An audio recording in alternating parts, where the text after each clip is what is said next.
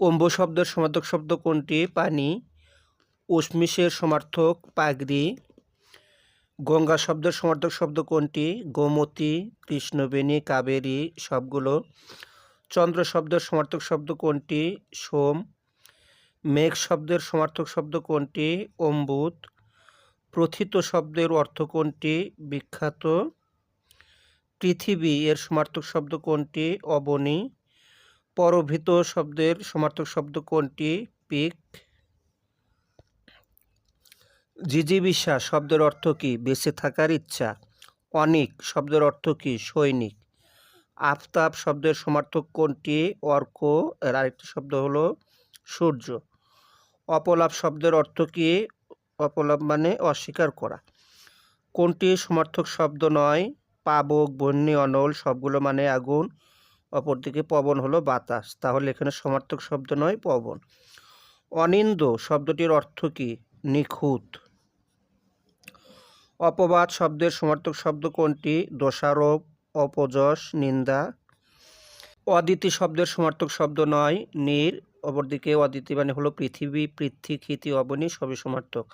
নিচের কোনটি অগ্নির সমার্থক শব্দ নয়? বন্যী, বৈশাখা, বৈশানর সবই অগ্নি বা আগুনের সমার্থক শব্দ। এখানে আবির শব্দটি ভিন্ন।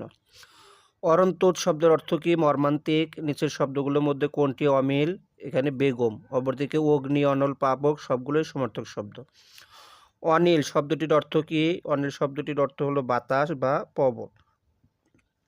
অর্বাচীন শব্দের অর্থ কি? নির্বোধ।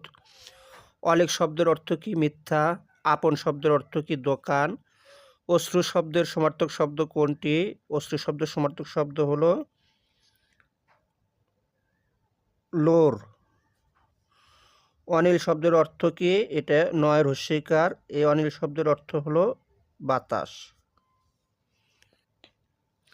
অভিনিবেশ শব্দটির অর্থ কি? মনোযোগ। অমরা শব্দটির অর্থ কি? স্বর্গ। অর্ক, অর্ক শব্দের অর্থ সূর্য। অর্ঘ্য শব্দের সমার্থক শব্দ কোনটি? পূজার উপকরণ। ঐরাবত শব্দটির অর্থ কি? হাতি। পাখি শব্দের প্রতিশব্দ কোনটি? অপ। আত্মজা এর সমার্থক শব্দ কোনটি? দুহিতা বা কন্যা। আদ্যপান্ত শব্দের অর্থ কি?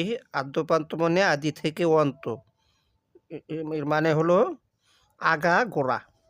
আমানত শব্দের অর্থ কি? গচ্ছিত। আকাশ শব্দের সমার্থক শব্দ কোনটি? অন্তরিক্ষ। আভরণ শব্দের সমার্থক কোনটি?